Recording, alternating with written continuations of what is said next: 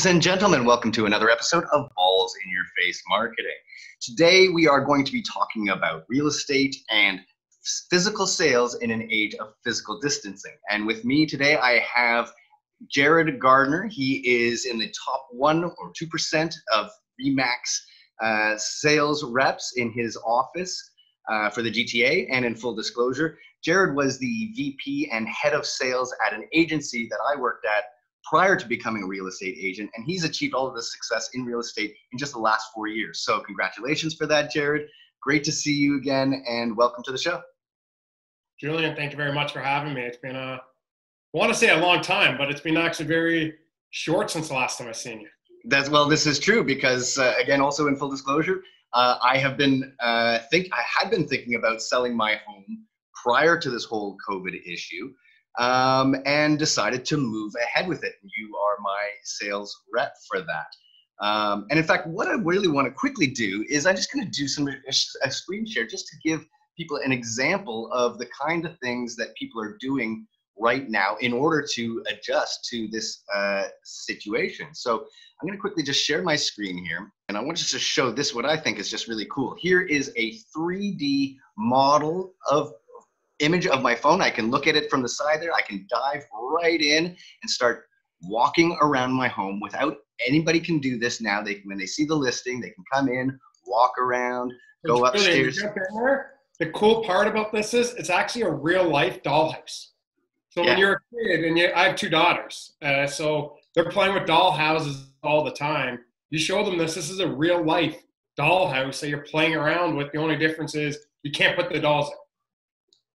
My son had a great time zooming around the house. He thought it was really neat and it was a lot of fun. But again, it's also just a great opportunity for people to have a good look and feel for what the place looks like while they're selling. You were just showing me something also really cool that you're doing. Why don't you just show again how one of the ways that you're adapting to this? So I think the biggest thing I used to always tell individuals, what I loved was working in the digital age for over a decade. Becoming a realtor, I understand the digital age, and now being able to take all my knowledge from digital and able to market and promote the home. And I think one of the ways you can actually see it is look at the activity one day on the market on your home. We're in COVID-19, and the amount of showings we've already had booked, the amount of pre-listings, and all that really was done just with some digital and social media marketing to get people excited about the home before it even hit the market. And we could have gone live maybe a week earlier, but I wanted to drive and get that attention driven to your home because it definitely can help and let people know something is coming in, what's happening. It also allowed me to give me enough time to get the proper marketing materials done. Real estate has changed. It's not about putting a for sale sign in front of your lawn and saying, I'm just going to wait for another agent to come and bring me an offer. Every area and every district has changed. Are we looking at, do we want to consider withholding offers? Do we want to list at fair market value? What's going on? I'm a very analytical individual. So even the day before we went live, I think I was telling you how many homes are listed in your market, why I picked an offer date on a certain offer date versus the day I really wanted to go live. The minute we were supposed to go live, I changed things up because something else happened in the market and I wanted to change our strategy to be first versus lagging or competing. Yeah, no, I mean, I've lost track of how many people have actually booked calls. And it's really funny because prior to this, once COVID hit, I had a number of people almost saying, well, obviously you don't want to go on the market now. But really, and what we've talked about, what the market currently we see is that, okay, inventory is down. At the moment, maybe there's been a slight reduction in sale values, but for the most part, it seems like prices are relatively stable and there's this pent up demand. And also, I think what you're seeing, it appears, is that those people who are on the market are serious shoppers. You're not getting tire kickers out there. And I think this is really just an encouraging message for people, in terms of just, because I think a lot of people have this sense of everything's shut down. I can't do anything, business is over, when really, I'm not so convinced. I think for sure, these are tough times, but there are also great opportunities, and I think this is a great example. And you know what, things that I've really appreciate over the past 2 months. One is I'll never get that family time back that I was able to have. Not having my kids in school from 9 to 5. And as you know me, I'm a workaholic. I work 60 to 80-hour weeks, and that's on a good week. So it's anyone who says they want to get into real estate because it's flexible hours, it is. 9 to 5, evenings and weekends. Great flexible hours. And you better love what you do because you're talking real estate no matter where you go. But I mean, I've been able to spend a lot of time with my family. At the same time, I've created a whole new whack of marketing material that I've been working on, creating a whole new video segment called Ask the Expert, where now I'm creating videos and asking experts what their importance are, whether it's a mortgage broker, home inspectors, asking tough questions on a home inspection about aluminum wiring. It may sound like a boring topic, but it's just very simple as aluminum wiring the new knob and tube.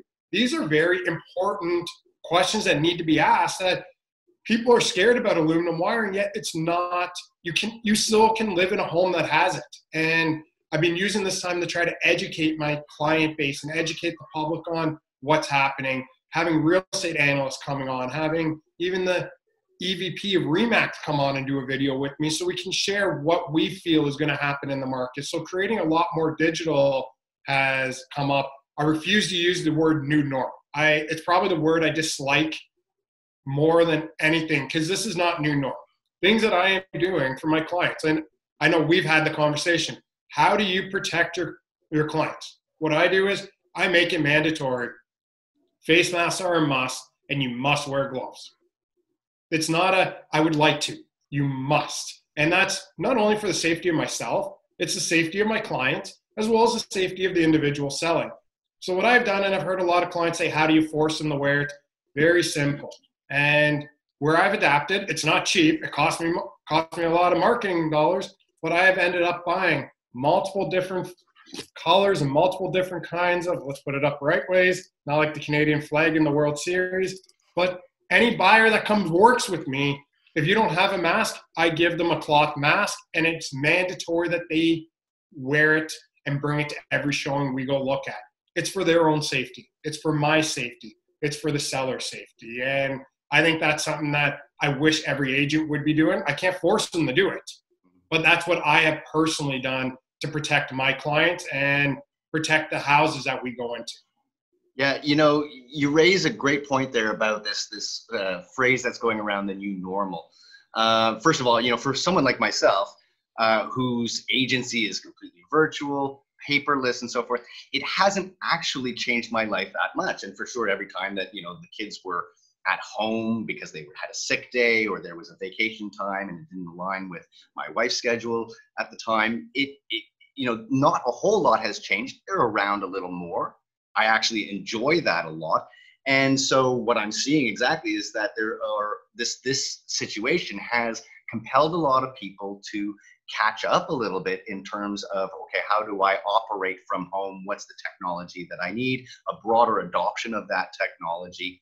And again, so I'm seeing incredible opportunity. And if anything, I think that when we talk about that new normal, if anything, I think it's compelling us towards actually a bit of more of an old normal.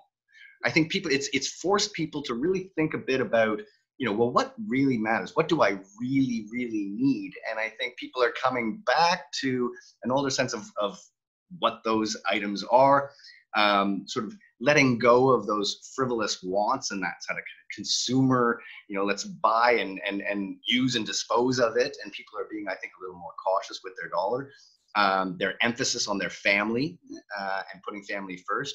So in many ways, I see us sort of reverting back to perhaps an old normal that perhaps was a little more balanced. You know what? I totally agree. And it isn't a new normal. Wearing a mask is not normal. This is not what we're going to do hopefully in 2021 and 2022 and 2023. This is what we need to do right now to make sure that we take care of our family. Washing, and I've had this joke, washing groceries the minute I bring them in the home is not a new normal.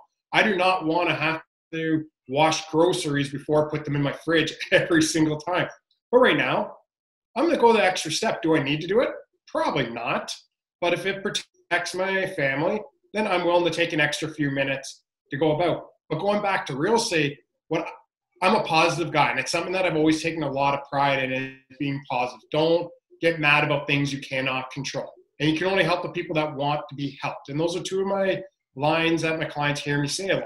But from the buying process, it's actually made my life a lot easier right now. Because the old norm was, hey, we're going out, let's look at as many homes as we want because we're out, and a home hit the market, let's just go look at it for the sake of it.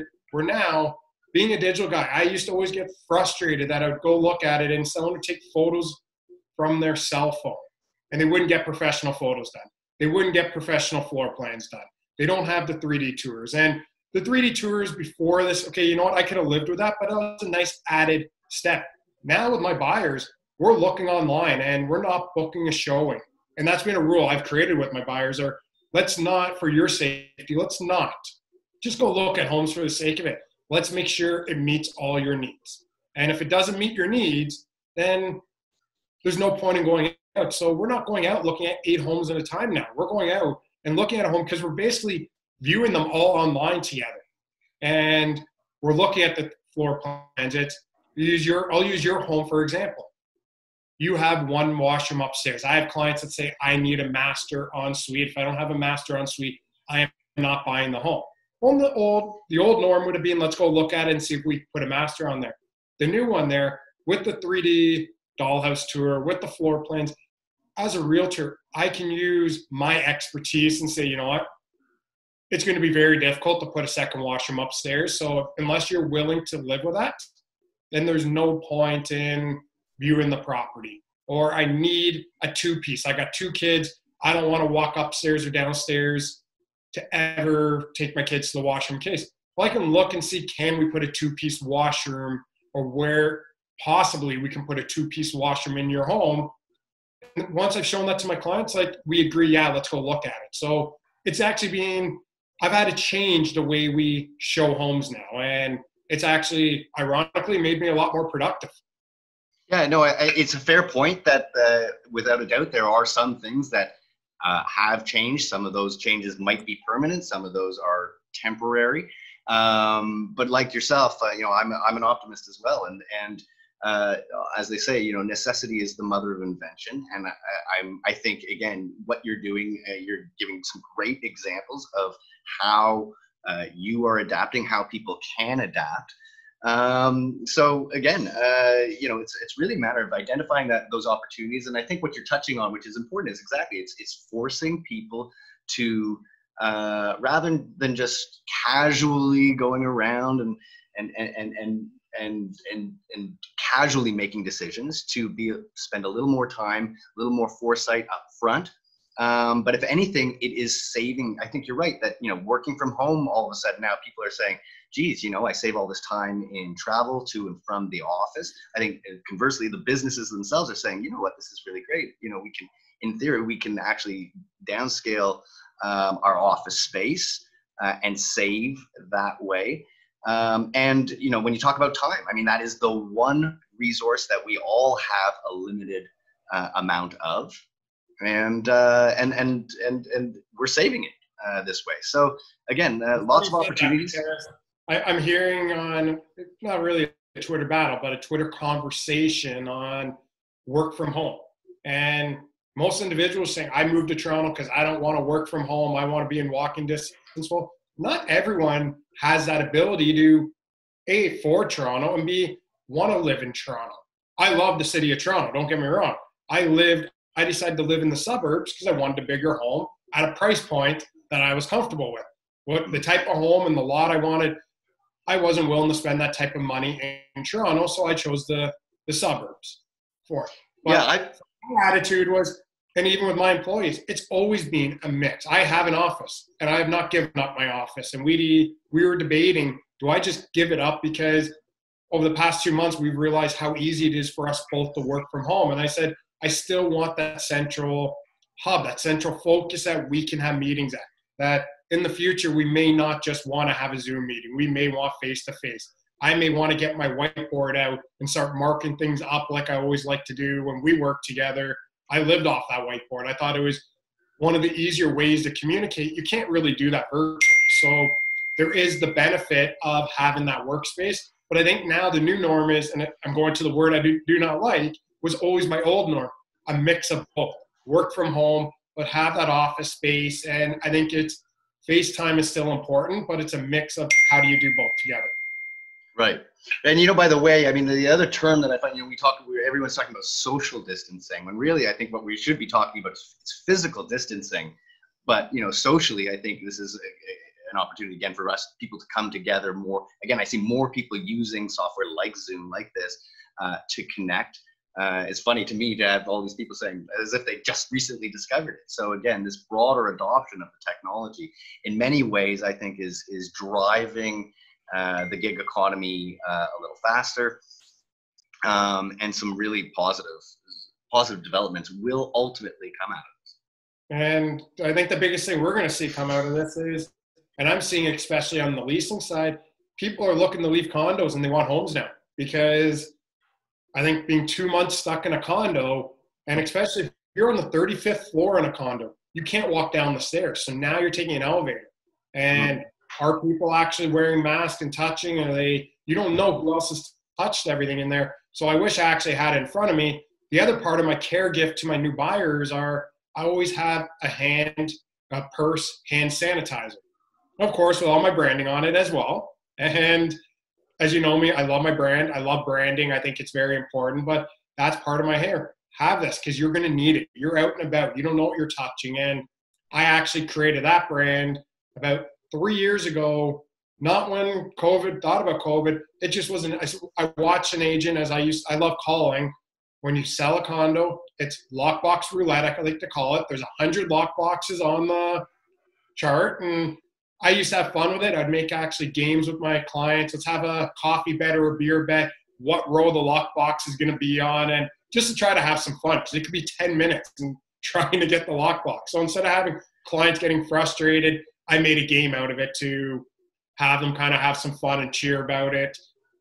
And I watched an agent sneeze and cough all over her hands and touch 10 lockboxes. I wanted to vomit. Looked at my clients, who has hand sanitizer. No one had it. And I literally got the key. When we got inside, didn't touch anything, washed my hands right away and called up my promotion company and said, get me some hand sanitizers, because that was now a must for showing homes, because you don't realize how many disgusting things you touch in a day. Right. Yeah, no, for sure. I mean, my hand washing regimen has been upgraded quite significantly compared to what it used to be.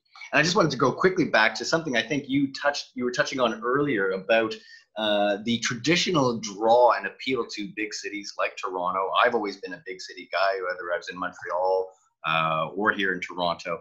But I think you're right that there's going to be this continued sort of draw and appeal to more rural or more sort of suburban areas, as you've done, for so many reasons exactly like this. People are liking now the idea of, geez, you know, do I want to be in an apartment building or a condo stacked on top of people in a big city? You know, with things like Amazon, a lot of these equations have changed. You know, back in those days, people would say, yeah, but you live out there, well, you can't get this, you can't get that. Well, now, you know, Amazon can deliver just about everywhere. We'll see a rise in drone deliveries out to those areas. You can get everything you need, and exactly get it often at a better price point. So I do think that you'll see a lot of people moving away. The draw that brought people into the cities, I think, is slowly dissipating. But there's one thing you can't get. I still cannot find a good Montreal bagel place out in the suburbs. I got to be in the city for that. Yeah. Well, Montreal bagels, they are special. Unless I go to Thornhill, and then you get the Center Street deli bagels, but that's too far of a commute for 6 bagels. But even going on there, I think it's what we're really going to see is the transformation. And I feel bad for John Tory right now, because, and even Doug Ford, it's what are you going to be doing with infrastructure? And this is going to go a lot towards Toronto commuters, housing prices in the city as well as the suburbs.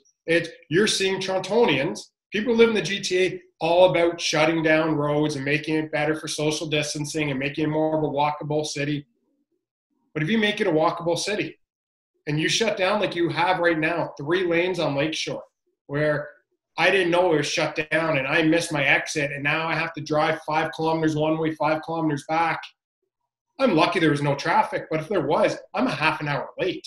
And if you're going to make it that much difficult for commuters to get into the city, you're going to see less people going to the city, and that's going to affect workplaces in the city. It's going to affect jobs in the city. They're saying, well, we need to do this for restaurants because the only way local restaurants are going to be able to survive. I guarantee you, I eat out in the city more than a lot of Torontonians eat in the city.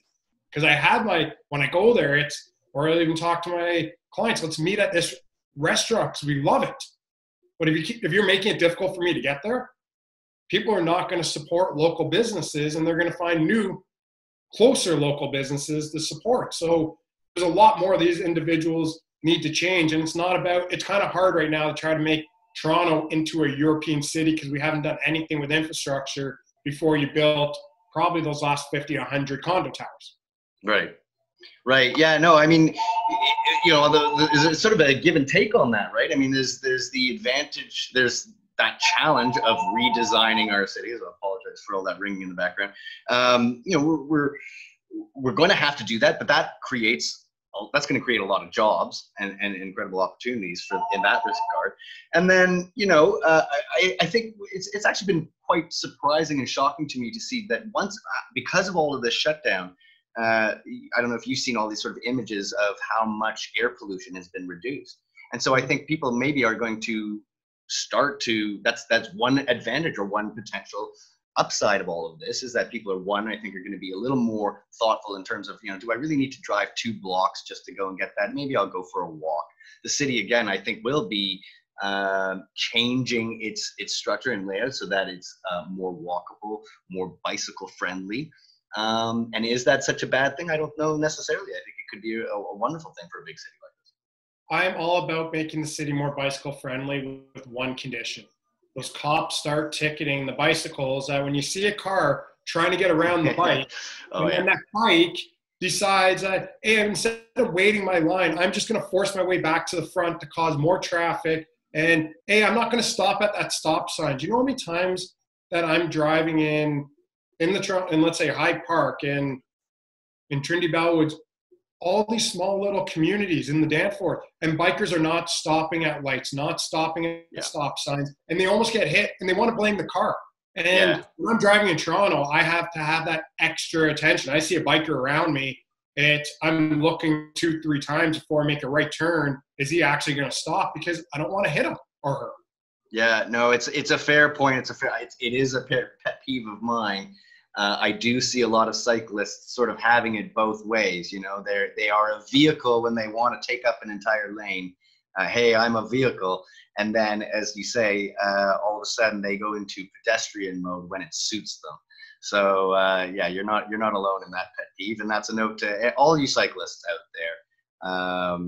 there. Behave in accordance as a vehicle then, if you're going to. But even going back to infrastructure, I don't think taking away 3 lanes at Lakeshore is smart for the city. I understand right now, while we're still in lockdown, or supposed to be only essential workers really driving and going out. I totally understand that right now, because in this situation, it makes sense. We don't have that many commuters out there, but there's two things I've seen.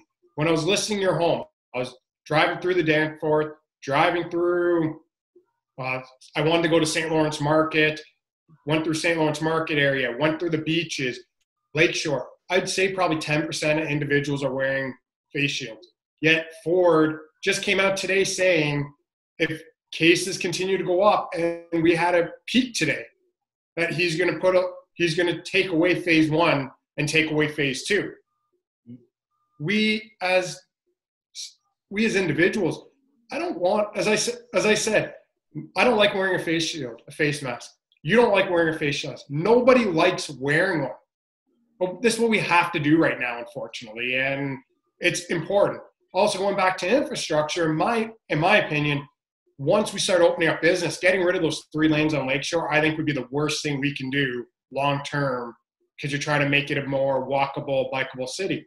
On that note, if you took away King Street and I spent a lot of time driving on King Street, I would not be upset one bit, and just made it biking and train and extra patios so restaurants can have great big patios on the street, and maybe even consider that on Queen Street. And if you want to even push that out to the Danforth or some of these bigger hubs, I'm all about that.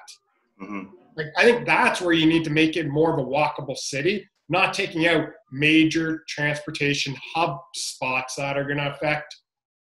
Yeah.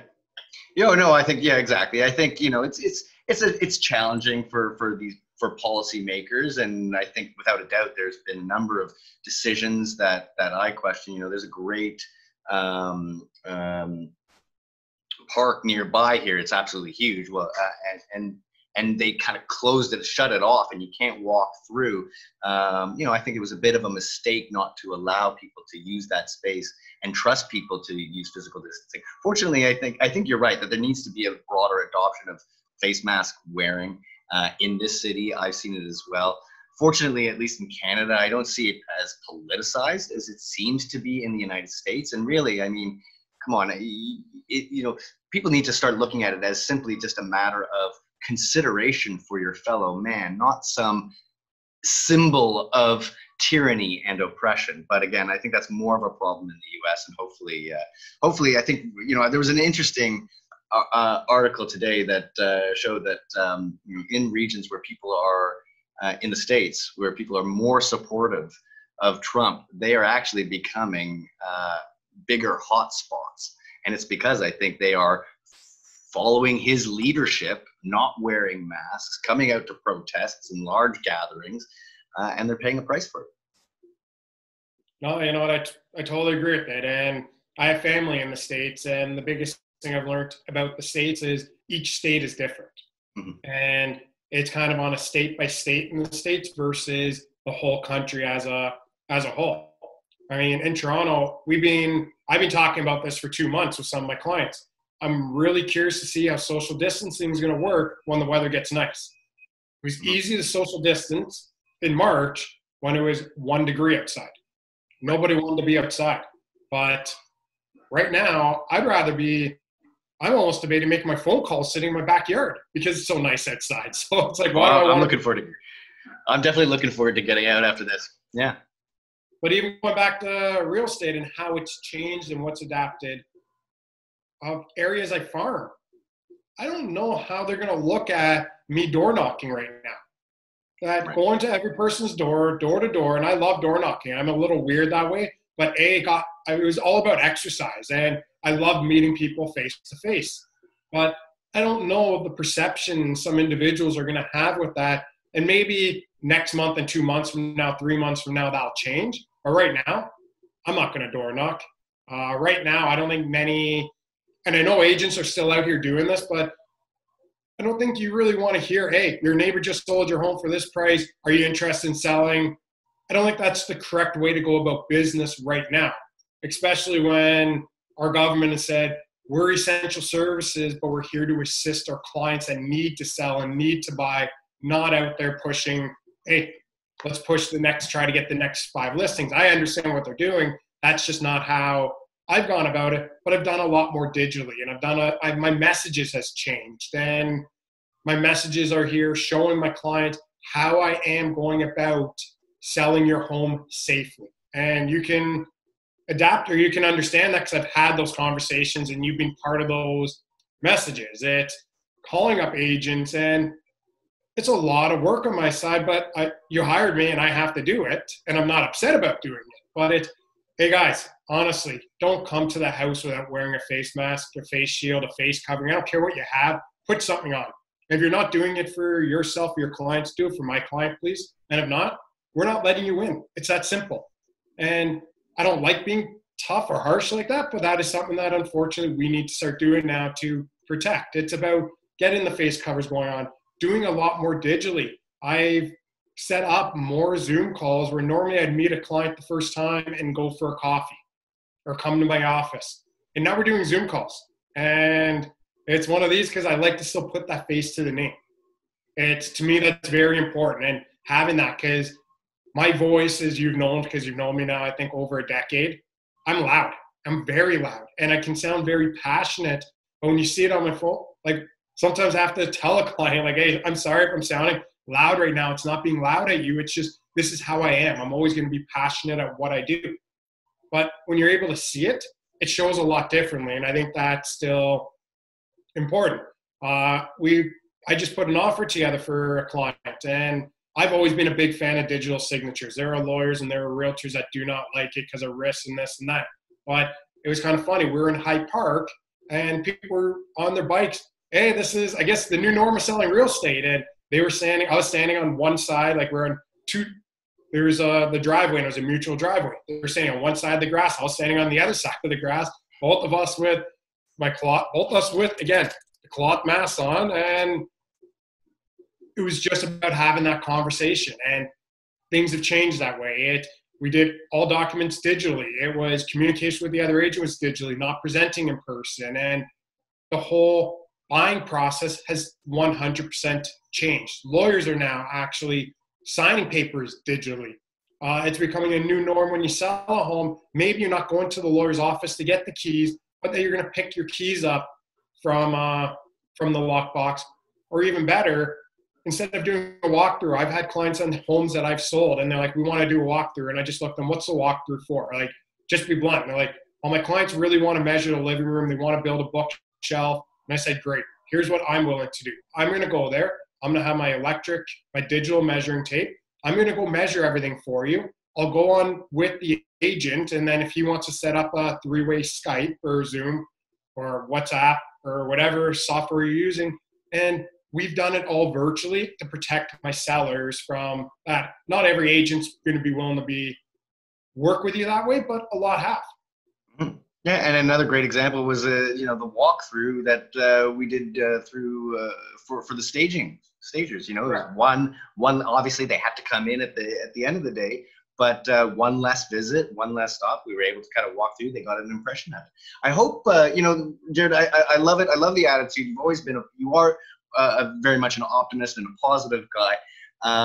And I hope that this has been sort of inspiring for anybody who's feeling like, things are grinding down and they don't know how to adapt. I hope they've are being inspired a bit by some of the ways that the examples that you're using in terms of how you've been adapting, that business can continue, life can continue. I think there's been a lot of... Life is too short to be negative. Like it's easier to be negative than positive. I've lost clients and I've shook their hand and said, I wish you all the best. And the buyer looked at me going, you're not even upset? No, honestly, I'm not. If you don't think I'm the right realtor for you, I'm not upset one bit. I'll find the person that wants to work with me because I can only help the individuals that want help. I know I'm great at my job. I know I'm great with my clients. But if you don't want to work with me, and I'll tell a client that the first time I meet with you, we can shake hands and we can still be friends. I have no issue with that. I've had friends not use me, and that was hard. That was really hard. But at the end of the day, I can either lose friends or just shrug your shoulders and say, let's find the next person that wants to work with you. And I mean, it's life. And it's a great message. We actually are just wrapping up Mental Health Week, and kindness, I know, was the theme for this week. And there was a great quote that I heard from Muhammad Ali the other day. What you're thinking is what you're becoming. So again, I hope people are inspired by this conversation, getting some creative ideas about how they can adapt to the situation. Jared, thanks so much for coming on the show. I think this has been a really great discussion, really useful. How can people find you? Well, there's a few different ways you can find me. If you look up Jared Gardner, Remax Professionals on Facebook, Jared Gardner on YouTube, that's where you're going to find all the Ask the Expert videos. My Facebook page, you're going to find a ton of content on just what's with the videos, what new listings and what's happening in the market, as well as just talking about shops and favorite place to go, as well as you can come on my website, www.jared, Jared, Gardner, Gardner.ca, and my direct line is 647-338-4475. Text me, WhatsApp me. I actually prefer to text me. WhatsApp, I keep strictly for my clients. It's the easiest way to make sure that I don't miss a communication, because I do get a lot of texts. But text me, call me. I'm here to assist, or better yet, call Julian, and Julian can pass your information. Great stuff. Thanks again, Jared. Thank you, Julian, for having me. It's been a great conversation.